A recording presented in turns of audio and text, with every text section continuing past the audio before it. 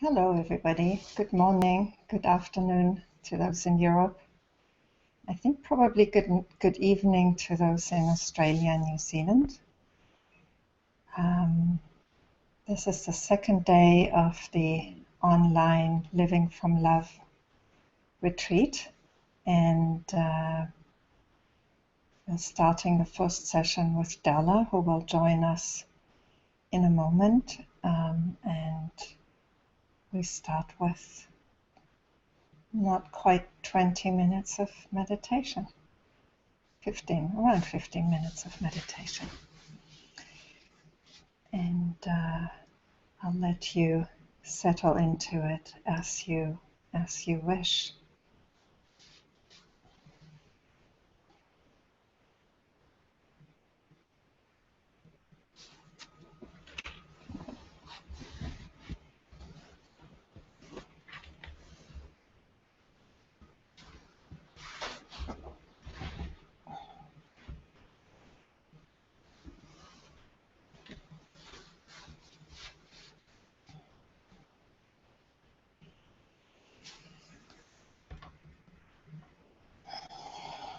Yeah, still adjusting my own settings here.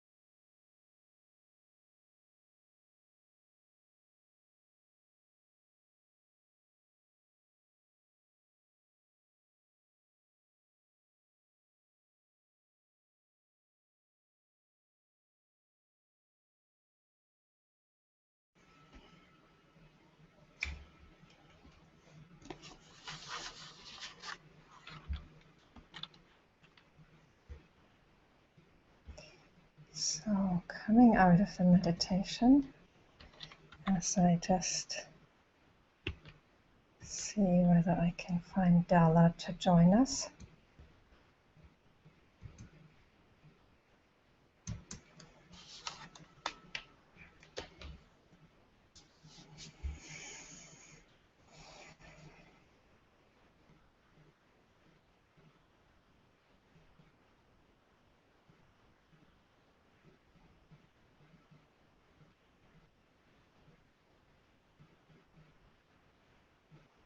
And as we're waiting for Della to join,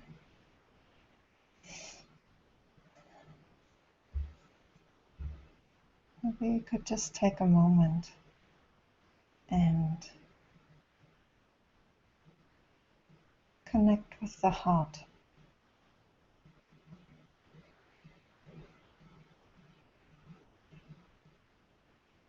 the physical heart, the energetic heart, the heart center. Just connect, see how it feels.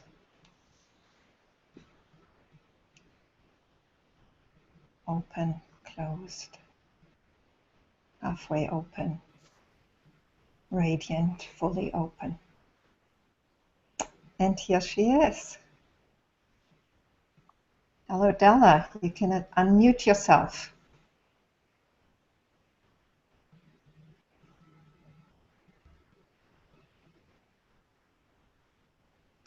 Della, can you hear me?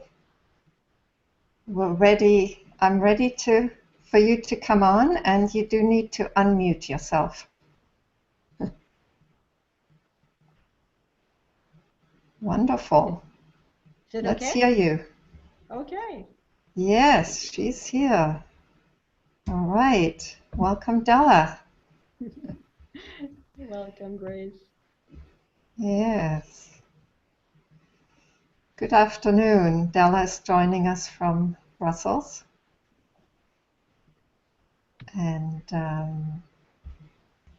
yeah, Della, I feel like jumping right in. So, are you ready for that? Yes. There you are. Okay, good. Your image is not moving for me, but I trust that it's actually okay for others. So, Della, what does living from love mean to you? Well, loving from love is loving from an open heart.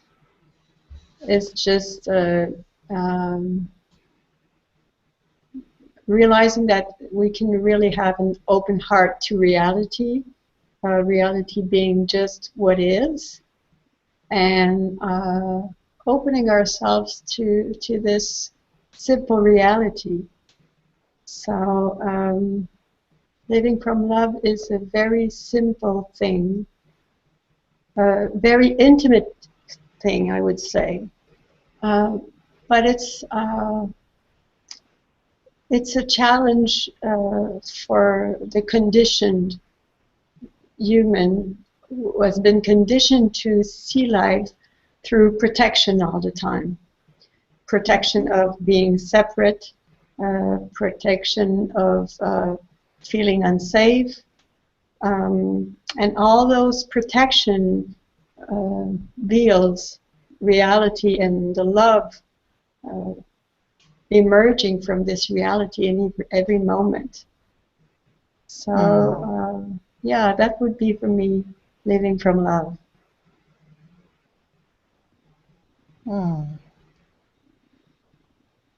Yeah, I think that really cuts right to the essence of it.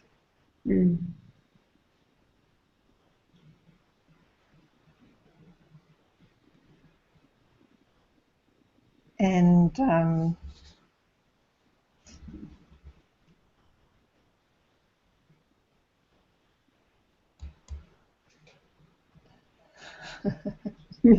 I almost hesitate to ask anything because it feels just so natural to just be in that with you and with everybody on the call. It's almost like no talking is needed if that can be shared so directly.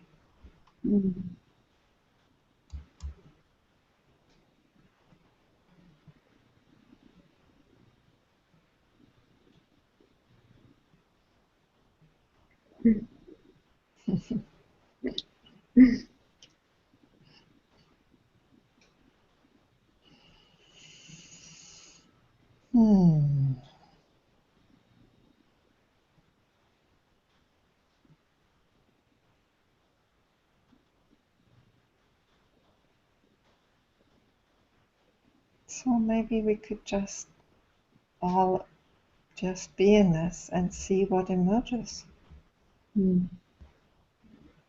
How is that for you, Della? That's fine.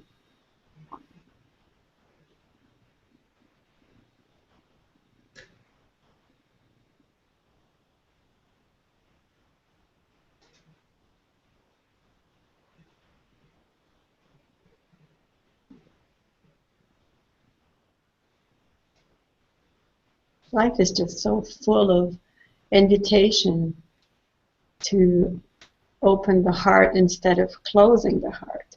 And we have been conditioned to close the heart most of the time because we feel in danger. We feel separate. We feel that we need to protect ourselves from outside. And if we do not question this idea of separation, well, then it's unnatural to open the heart. It's even threatening to open the heart. Up to the moment where we're ready to question this idea to be in danger from outside, because the danger comes from within, from fear, and this fear is intimately linked to the illusion of separation. And really the gift of life is to challenge this fear and open the heart with vulnerability, and realizing that when we're ready to be vulnerable to anything that happens, well, what can happen more? It's being open to life that makes us realize that we are life. There's no separation with what we perceive as other or as different. The difference comes from within, from fear.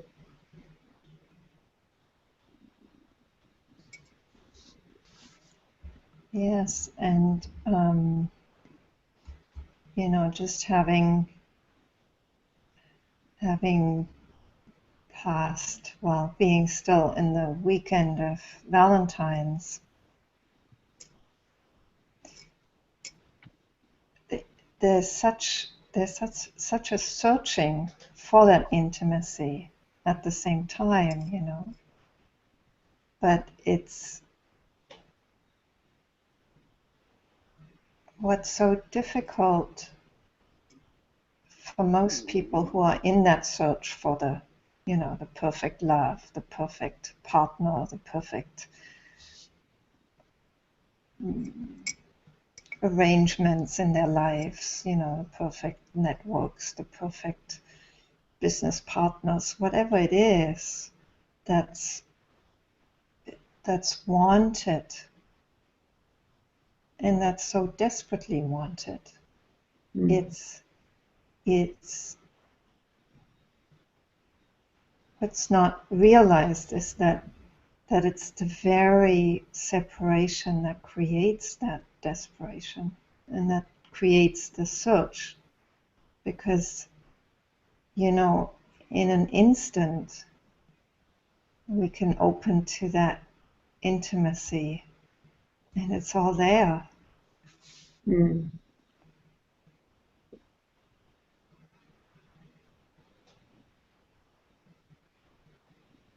I guess it's easy.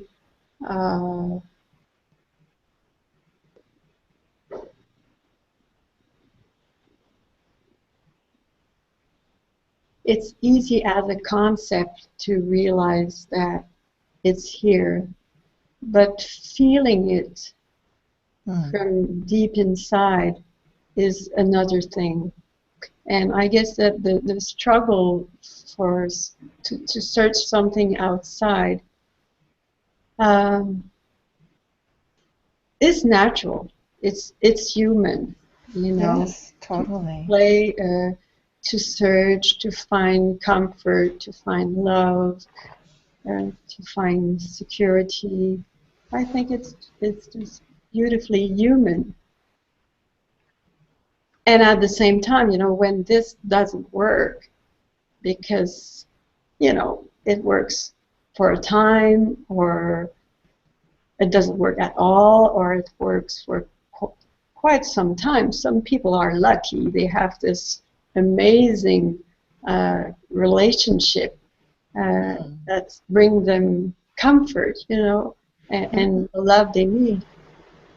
And it's beautiful, but at the same time, for those where there's no response to that search, it's the invitation is to come within, to come back home. And if there was not this struggle outside, I don't know if there would be any movement to come back home, you know, because it comes from the search of peace, this search to take the risk to come back home prior to the identity of me. Because it's a big risk, you know, for the little one to come back home. So I don't know. I think life gives us a lot of opportunities to make this reunion interesting, because the outside world is not completely fulfilling. You know, it's really so many opportunities to come back home. Well, it's either the not having, you know, the feeling, the lack, the searching, or it's also the experience of having something and it feeling empty. You know, it just not being as fulfilling as we thought it would be when we were looking for it. Yeah. And so either way, whether we're looking or we're having it, you know, we realize as long as it's on the outside, that's not it. Yeah. Because reality is never really the dream we have in mind. So there's always a gap. Mm-hmm. So it doesn't work. Yes. It doesn't work. It doesn't work. So that's really interesting. But we like dreaming, you know. It's really exciting, and yeah, it's fun. So why not for a time? But then sometimes something else calls, and it's more intimate, unconditioned. Yeah. So Della, this just makes me want to ask you, because you're one of those people who weren't searching for anything. I mean, you just had this kind of near-death type experience, and that changed, you know, that changed everything. That woke you up from the dream.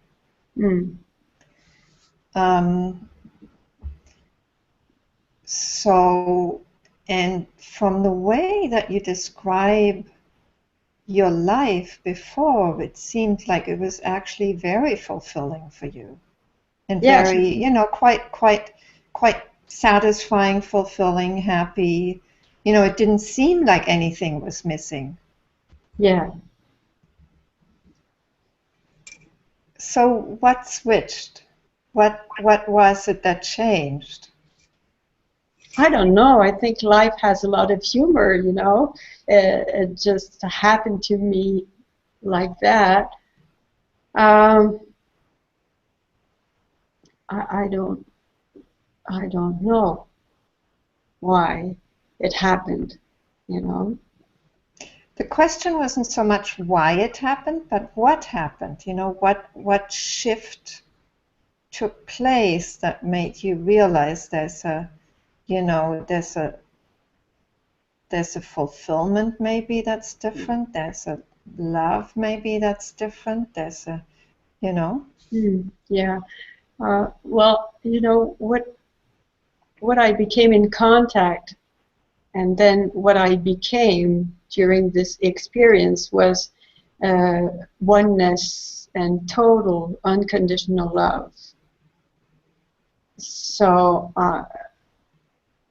at the beginning, and that's an experience, so I'm explaining an experience which is not really the reality of now, but to answer the question, I was separate with this unconditional love, and then I was unconditional love. Well, there was no me anymore, there was only this oneness. So when I came back from this experience, this obvious reality came back with me, with the little one. And so I could not see the world through other eyes than those. And so I learned gradually to see the world as unconditional love, through this me. I could, even through this me, understand that everything was love. Like, just, of course, being in this reality is limiting in a kind of way where there is individuals, there are all kind of movements, but this way of seeing life has not changed. This is so intimate for me, this evidence of love. I cannot argue with that.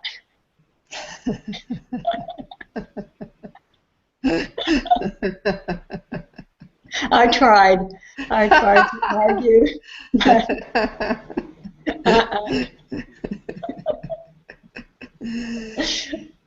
It's like the mind tried to argue, but it just didn't get very far. No, it couldn't. No, couldn't stand.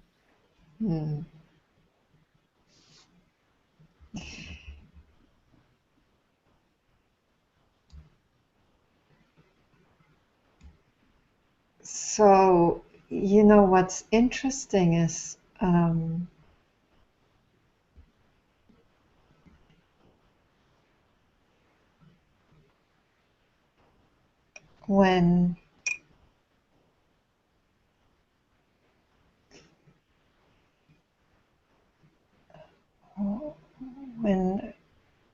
there's a waking up, it seems to take different flavors. Like, yesterday in the conversation with Nirmala, and even with Susanne and Marie, who's very much a heart person, they both said that the awakening was actually very much in the mind.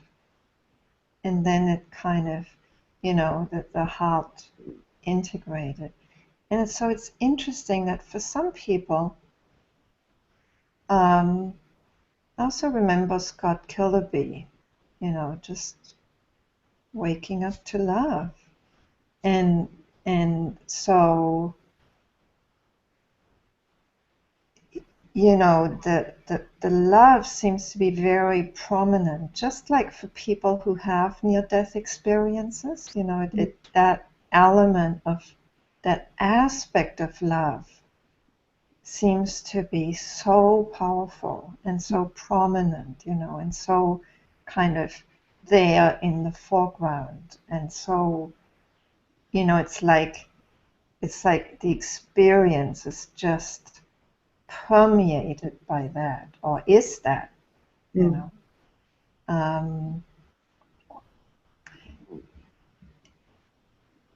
Yeah, and somehow, you know, my sense of you is that it's still speaking through you in a very powerful way, maybe because, you know, that's your gift to the world. It's actually a gift of love and inviting people into that love.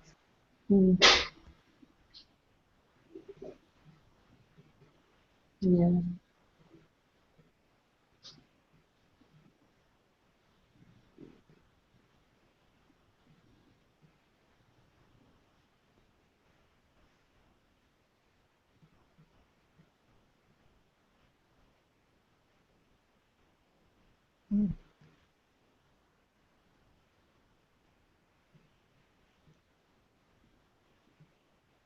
I had someone asking me about a month ago, so why do you share? You know, and I thought it was a very good question because I feel very silent at the same time, you know.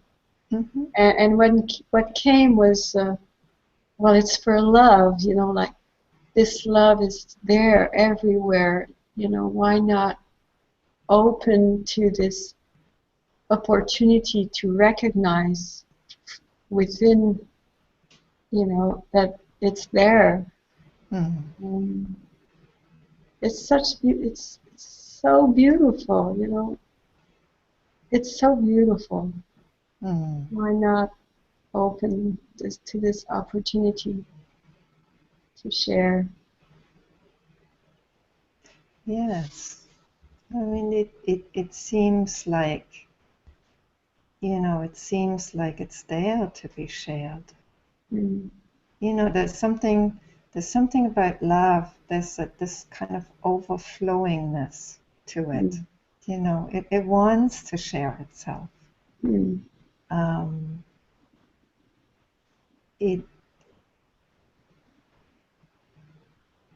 I mean, you know, sometimes there's more silent and it's more self-contained, but at other times there's just this movement, you know, out. This kind of, it can't help but shine and want to communicate itself.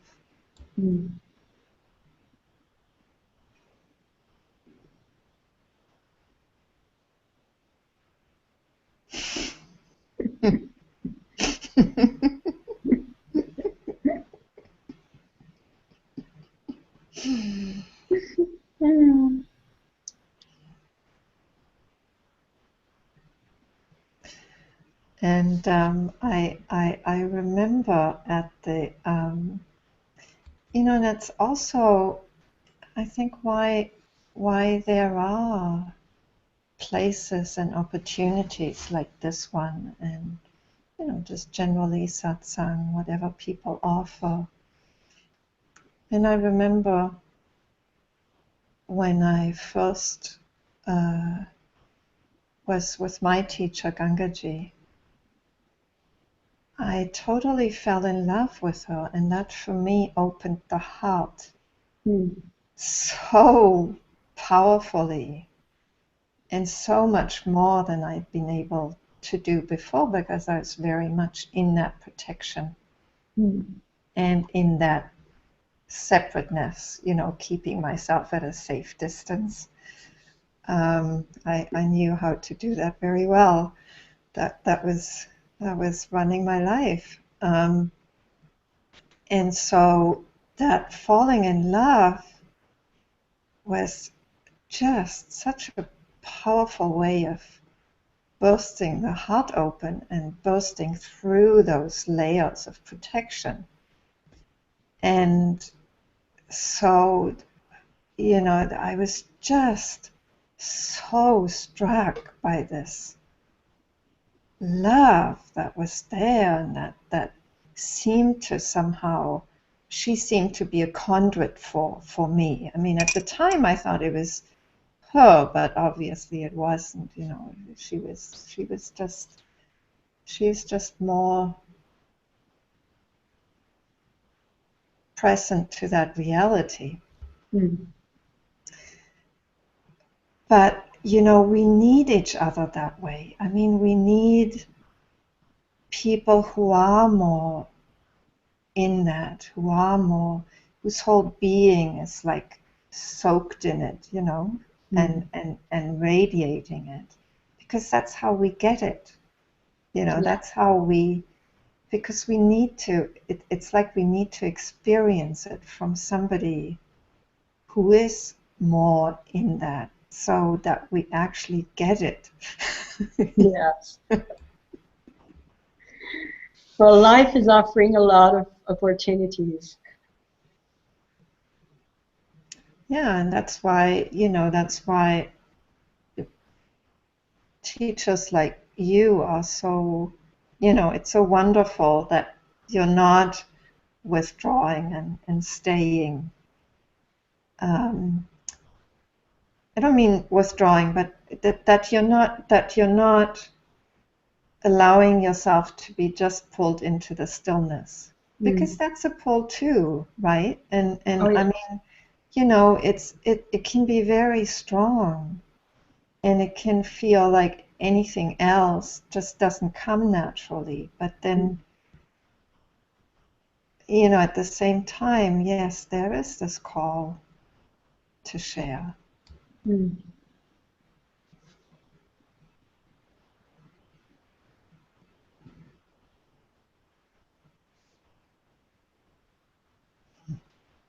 Mm.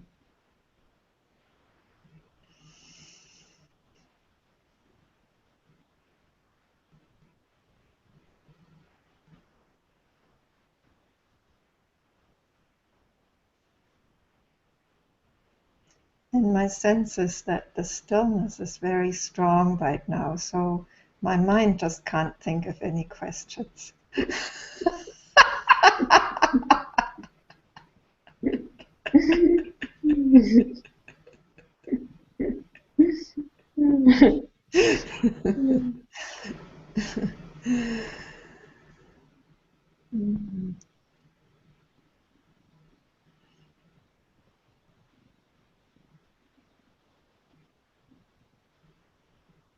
So if there's anything that you would like to share that you feel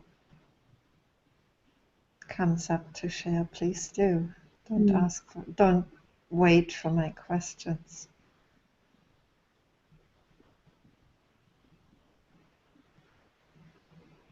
Maybe I would just suggest to the people watching is that this love is available, and it's not something that you get after a very long practice, or well, you can get through a very long practice, but it's also possible to offer it to yourself right here, right now, in every moment, by simply opening the heart to fear, uh, to pain, to suffering, just opening the heart in that moment.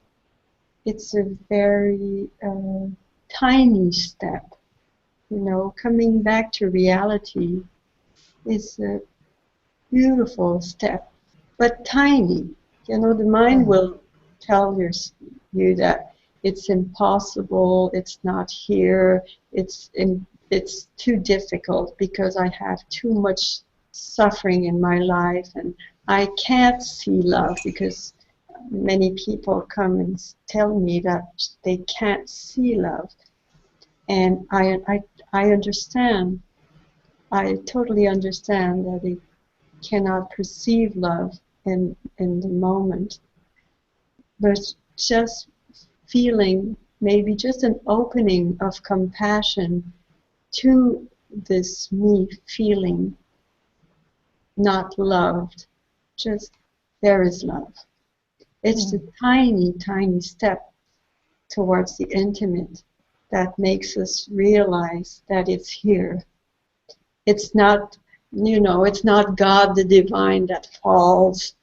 It can, but also there's the other way. There's the available way for everybody. It's here, and it's just opening the heart to what is in reality lived. Whatever's there, we can just open and breathe and realize that there's being there always for the little one, and it's really for me important to realize that it is possible for everyone in this moment, letting go of criteria of how should be loved and how permanent should be love. And all those ideas that when I get there, I will feel like this. Just letting go of all those criteria of the mind, which are protections all the time. They're all protections, and just open the heart in the moment. Just open. Just a bit, just a bit. Tiny step all the time. And gradually we trust. There's a trust that comes from being. And it's here, it's here always in this opening of the heart. Often through compassion, compassion for what we're living in the moment. And breathing with that, just a bit. It's here in this breath. It's here.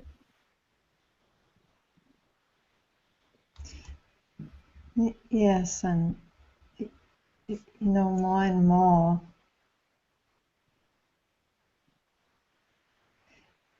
I realize that this opening, almost always, it's got to be first for what's here. Because that's what prevents us from realizing the love. It's like, when we're not seeing the love, or when it's not there seemingly, we're often focused on the other. We're focused on a situation that's terrible. Where, the love can only be found here. And so finding the love for what is here, whatever is felt here about that situation, whatever it is, or about that person. That seems to be the key. It's never the other. It's always like, can I open to this here? That's not in love. That's not in that reality that somehow has lost itself in fear, or in anger, or even anger I see more and more as a kind of self-protection. It's ultimately, it's all about protection, isn't it? Of course. Even the fact of not seeing love is a protection. It's a very tight protection, how not to be touched anymore, in fear of being in pain again. But that's even the idea of not seeing love is love itself. manifesting through protection. Yes. Mm. Hmm.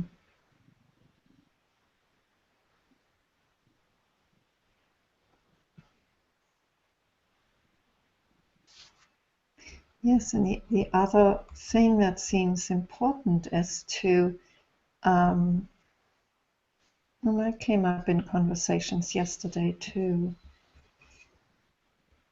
is to see that all that protection, I mean,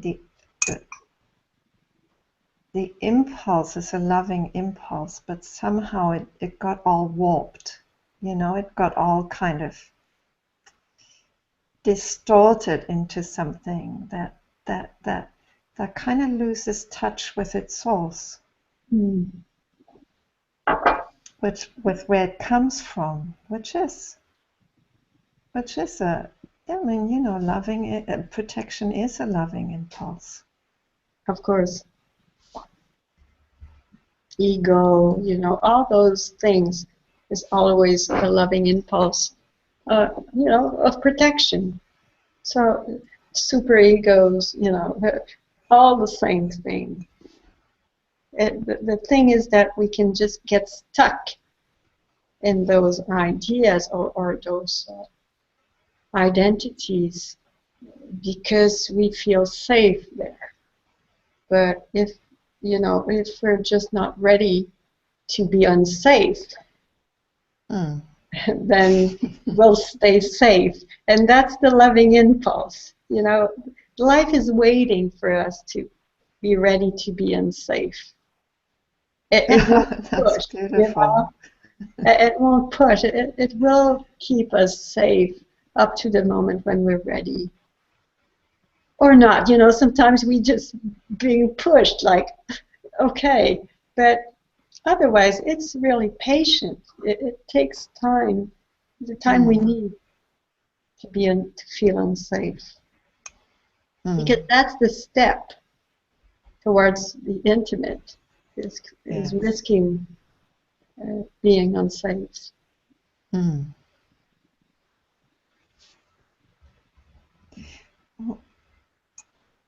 Yes.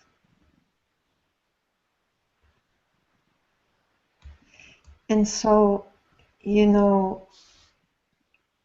that brings up the question, and I don't know why that keeps coming, but it does, and I will just follow that. The question of how is it that, not how is it, how do you respond to a world where there is so much violence and so much, exploitation, war? I mean, you could see it as a huge protection racket.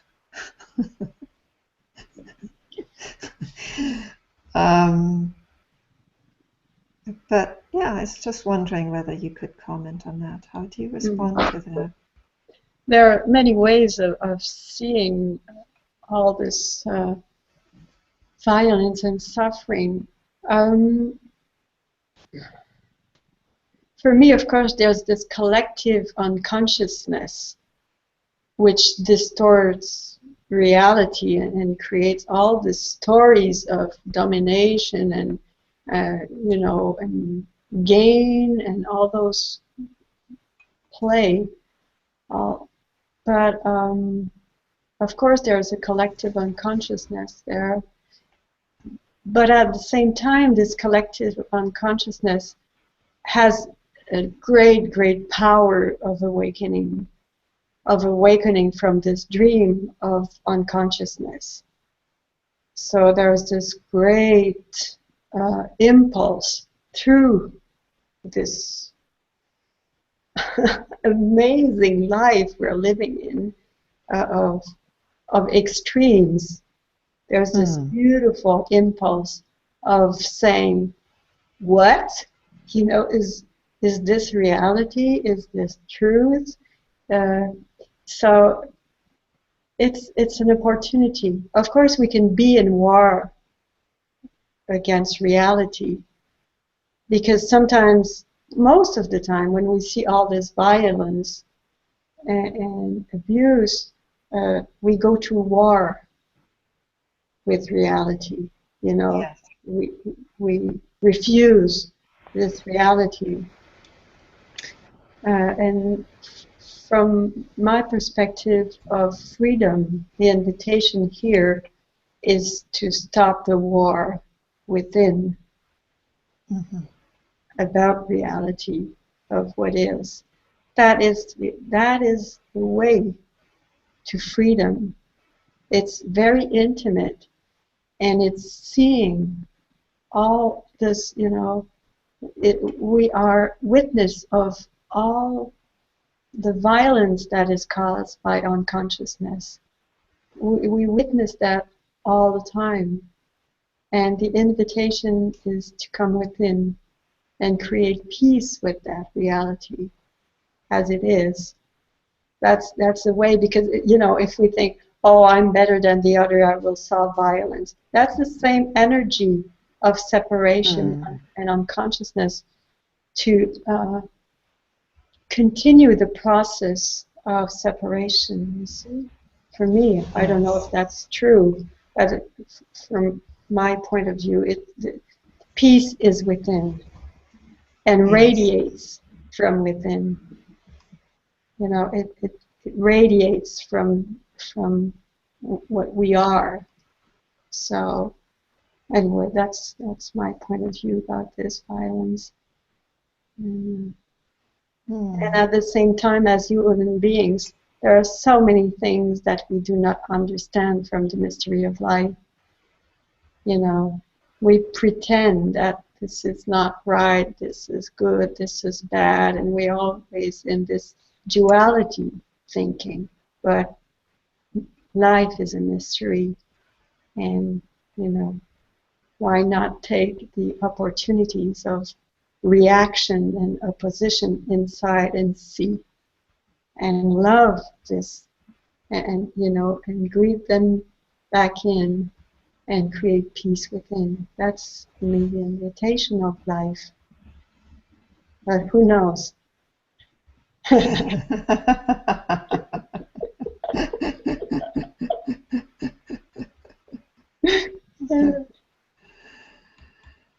We all have so many different perspectives on life, and that's why life is so beautiful. You know, there's so many ways of seeing the same thing from different perspectives, and and, you know, the little me thinks that, oh, I am right, you know, and you are wrong, and that's so funny, you know, because life shows us all the time that everything is possible. All opinions are possible, you know. It's just, yes. Yeah. Oh well.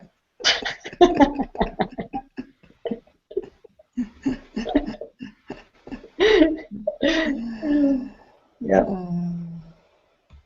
Yeah. It's certainly my experience.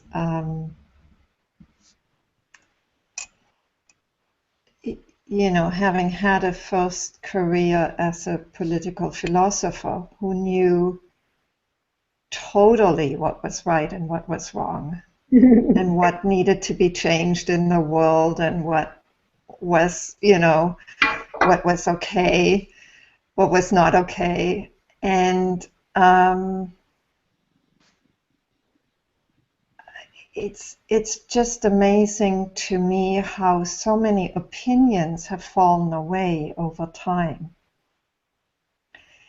to the point that sometimes I really do wonder, you know, because the you know, the discussion that's going on, the more subtle warring, right, between, you know, different groups of people, different parts of that reality, of that world,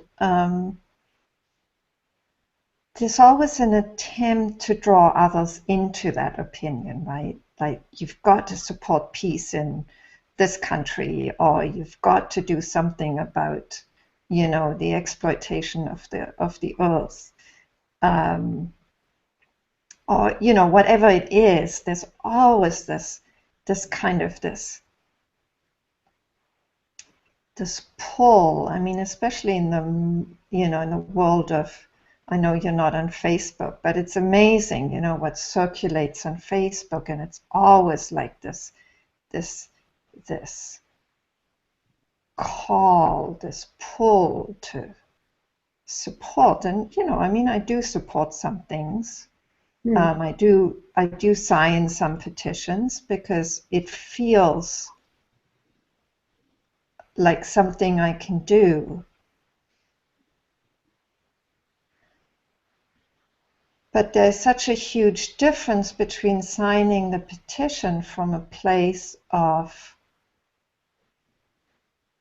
this is really wrong and I really need to do something about this, which is the, you know, the small place, the mental place, or just signing that petition because it is something I can do. Of course. You know, and why not sign it? If it can do some good, why not? And it's like, you know, in that there is like you know, I feel there's a loving impulse that knows at the same time that, you know, signing that petition is in a way part of the warring that's going on, you know. Of course. and it's kind of putting my 2 cents into that, but you know, I'm aware that it doesn't come from that, or not usually, you know. I mean, sometimes I do get pulled into something, but it's very rare these days, and it's just interesting to me to see that shift. And then sometimes there's a little guilt that arises, like, you know, what about the world? Shouldn't I be doing a bit more about it? To change it, to make it a better place.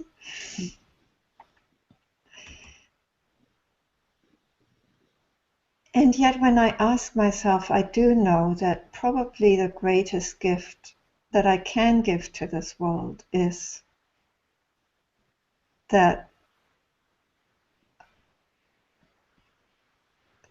the peace stays there. And the love is what's alive.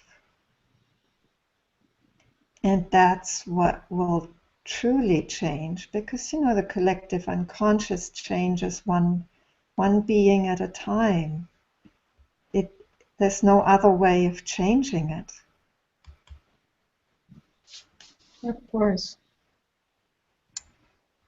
And we have also, the invitation is to trust ourselves, the inner wisdom there, to, you know, some people can understand what I'm saying by, okay, now I don't have to do anything about the outside world, and I do not have to sign any petition because I'm creating separation and all that, you know, this kind of idea.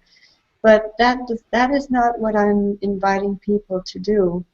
Of course, there is this natural impulse of the soul of existing, and if it feels right within to participate to you know, to manifestations or whatever, you know, echo, to exist as a shining light, you know, just as saying who I am in that moment. It's beautiful, you know, that who I am is not who the other is, you know, and so that's the limit for me is, yes, I exist and I can totally be free to express what's right within. But for me, the limits in this incarnation is to stop where the other is. you know, because the other is also the divine as it is. So, Yeah. but eventually the intimacy of peace, the unlimited peace, is within. It's not through the expression of being, existing as an incarnation. The intimacy is here. It's prior to all those games of existing or not existing, or, you know, being right or wrong. It's not there that you can find this peace. But it's truly welcome to exist, of course.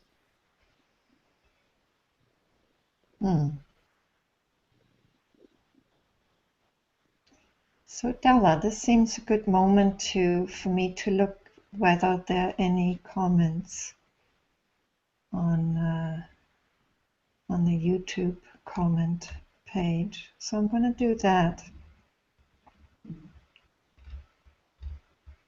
Okay. So it's a question from Wendy. I'll just read it out to you, Della. Yes. It seems to me, and now much research confirms this, in quotation mark, confirms this, that the desire to love and showing love is not uniquely human. Animals of all sorts are manifesting love and creating relationships even across the so-called species barrier. In general, other species don't seem to have the same egoic barriers that humans do, or they are far less evident. Perhaps this is why many humans find it is easy, simple, and pure to share love with non-humans, and we see a big shift happening in our perception of animals. So the question is, as well as seeing this as an expression of oneness, does Della have any comments on this?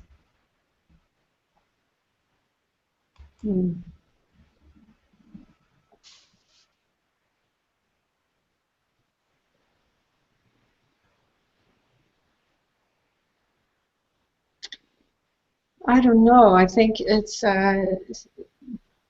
I had 2 dogs in the past, and what I could see with dogs, my dogs, that they were unconditional. You know, when we're upset, when we're unhappy, when we're happy, whatever, it is always so happy that we're just there. You know, there's this unconditional presence there. I don't know. I cannot say this for every animal, of course, you know, but many qualities of animals is there's this unconditional love. Well, I say about animals, but it's mostly pets, of course, because a lion, you know, hello, you know. So there's this. That's why I guess we're so open to our pets, because we feel safe. You know, they won't bite or whatever if we're upset or anything. They're just open. So between humans, I think the problem is that there are protections on both sides. So it's difficult to be with an open heart when we're in front of a guardian, you know, of a protection. So that's the challenge of humans, to open the heart even in front of a guardian, that is our spouse or kids or parents or friends, whatever, you know. The real challenge, and that's a human challenge, that we can really look at it carefully. We can really take this challenge and take the risk to open our hearts, whatever is there. And when I say open the heart, is also being authentic, open and authentic with the other, risking existing and saying what we need to say as we are, with an open heart, unprotected heart. And it's from this unprotection that the real communication happens. You know, with, like with an animal, there's this unprotected, communication. So the invitation for humans, of course, is just to take that risk, and it's beautiful. We can really play with this opening of heart, with authenticity. Della, let me just add to this.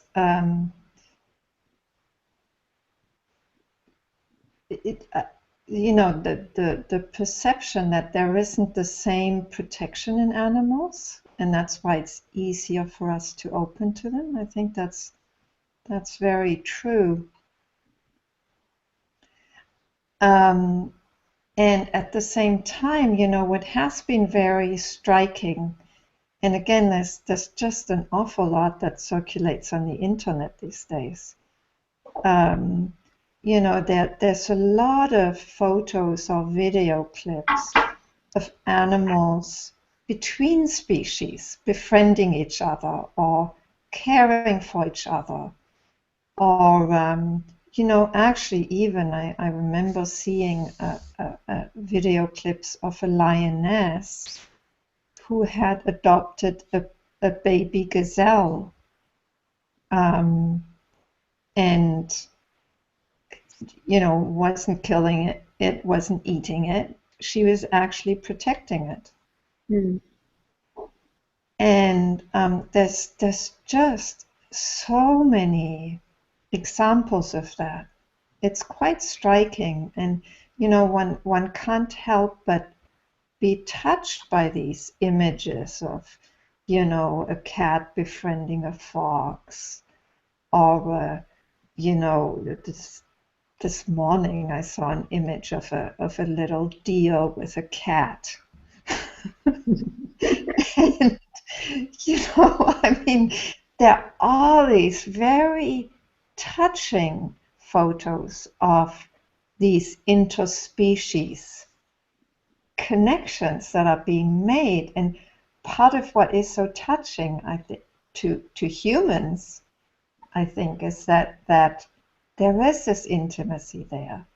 We see this intimacy, and it's touching something in us.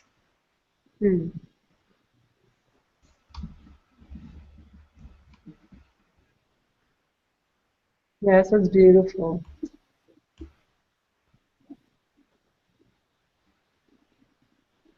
It's like the animals are becoming our teachers too.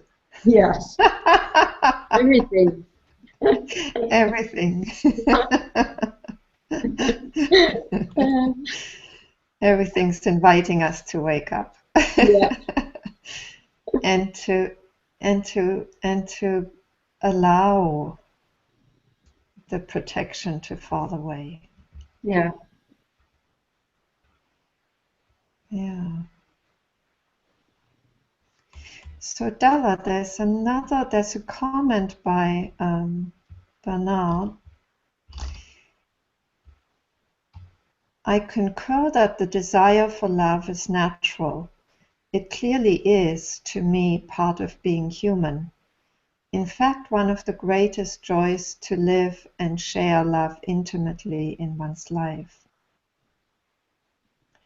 The catch is that I can only live that in a real way, from a real place, from a true place, from what is real, that is, from my true nature, which is being, and not from my ego identity, which is caught in the delusion of being a separate entity. So for me, the wish for love and intimacy and union is real and comes from a real and true place. It's just that things are not the way our ego self sees them. That that things simply don't work the way it thinks they do. Hmm.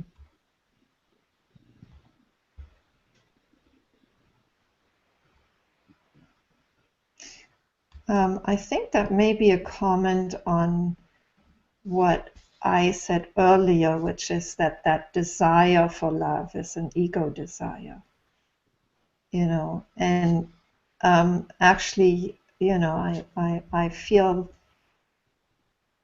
yes, that's not true. I think it takes that form Yeah. when it's kind of taken by the ego and put into a search.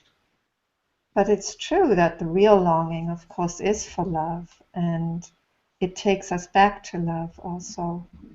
That's the beauty of that longing. Yes. It actually helps us let go of protection. Yeah. But sometimes we just need the experience.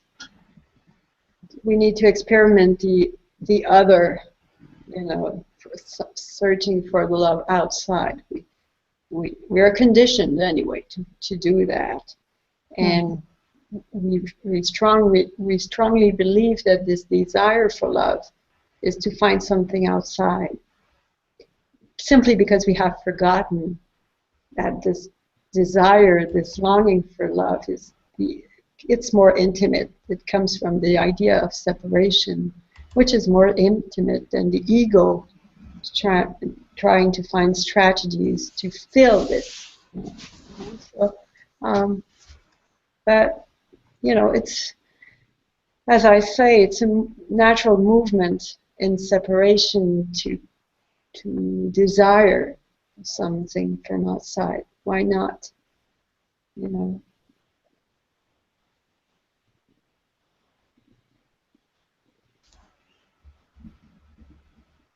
Yeah, I mean, you could say, why not? Because ultimately, reality will bring us back to ourselves, because as long as we look for that outside, it's bound to get disappointed sooner or later. So then we're thrown back to ourselves.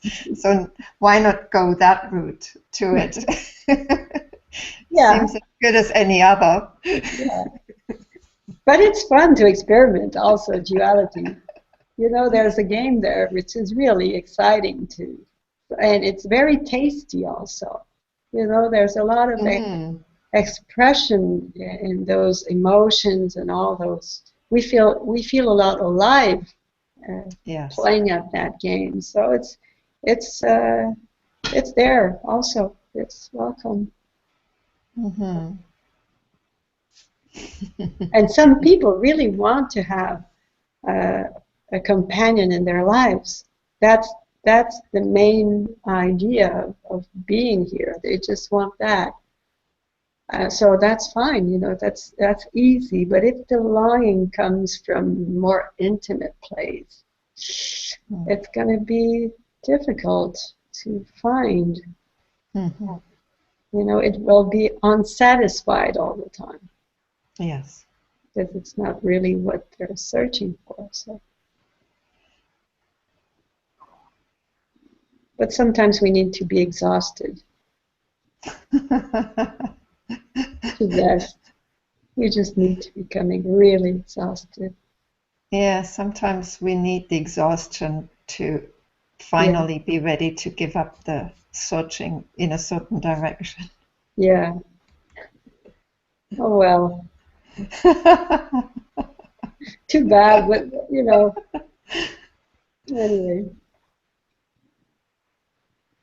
Many people we learn it the hard way.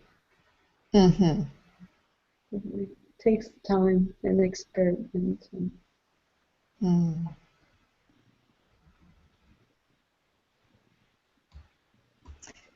So I see another comment here. Actually, two comments. One from Ed. Lovely conversation, ladies. To care and to accept that there are those that don't care. Facebook is the biggest site of bumper stickers. Of what? I'm sorry? Bumper stickers. You Oh, know the things that you used to find on cars, like "Make love, not war," you okay. know, those kinds of things. Then we let it be and surrender to love.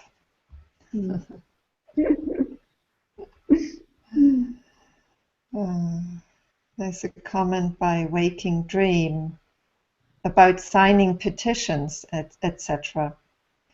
Grace, you mentioned that there's some guilt that arises when, for example, signing a petition supporting some cause or other, as if to be in support of one position is, in a way, still part of a war between two sides.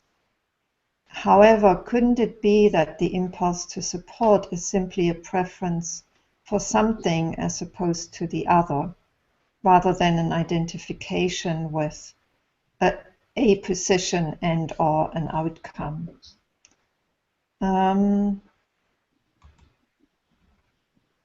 Actually, is it okay if I respond to that, Della? Of course. You know, the guilt I mentioned wasn't about taking a position. It was more like a kind of spiritual superego guilt, which was about not taking position, not feeling the need to, and not even having a clue about what's right and wrong. So it was a slightly different guilt. And yes, I mean, you know, there can be a preference. Of course, there can be a preference for, you know, girls not being sexually abused, for example. It's an obvious preference, right? I mean, we would, most of us would have that. Or a preference for peace over war, or whatever it is, you know, stopping exploiting animals. So that was, it was a slightly different guilt. But you know, whatever the guilt is, that's just,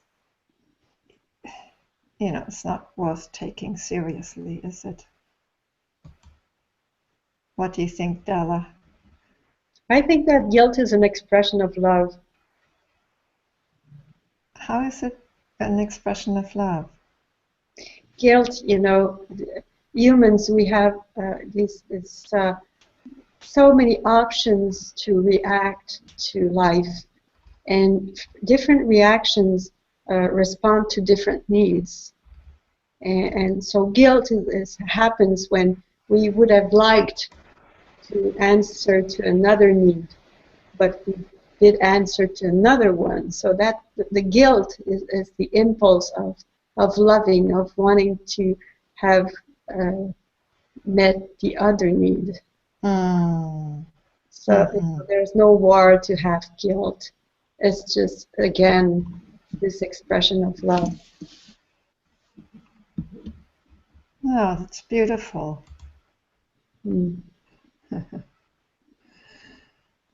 Yes, thank you. That is. I see that. Yeah. Yeah.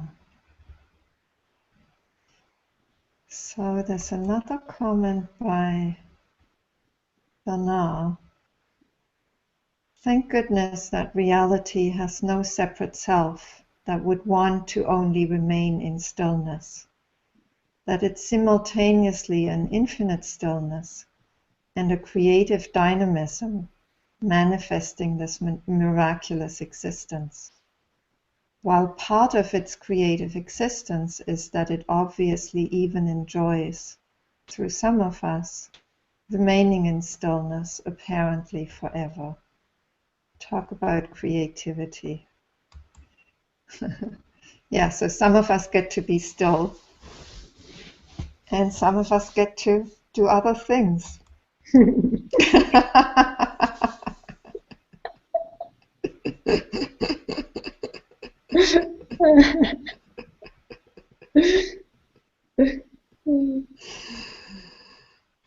Stillness is all inclusive, you know. It includes movement. Everything is stillness, all the time, in each moment. Yes. It's just being in opposition to this moment, which creates the idea of a problem. But in every moment, this stillness is always fully alive within its expression. You know? We believe that silence is silent, and we believe that stillness is still.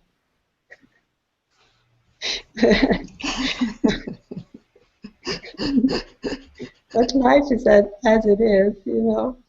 It is beautifully silent and still and fully alive.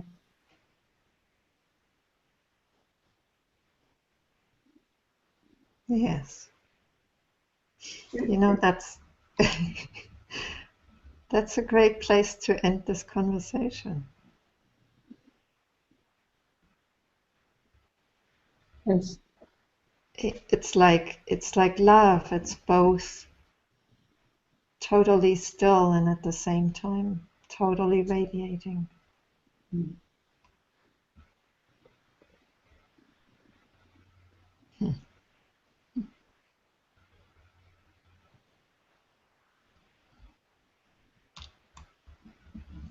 So thank you so much, Della. Enjoy. That was a beautiful conversation, beautiful start to this retreat day. And thank you for joining us from Brussels. Welcome.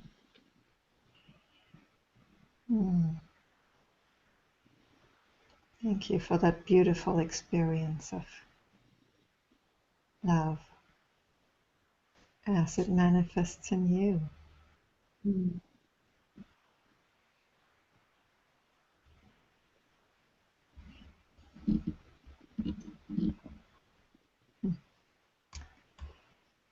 So, for those of you who have joined us midway through or found us somewhere, this is the first session of a day, the second day of the online retreat on Living from Love.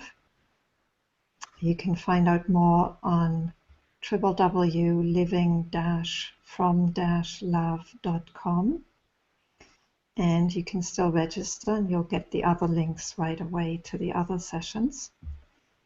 And for those of you who've been watching, join me for the next session in about a bit less than half an hour, which will be with Marlies Koshere. So until then, bye-bye.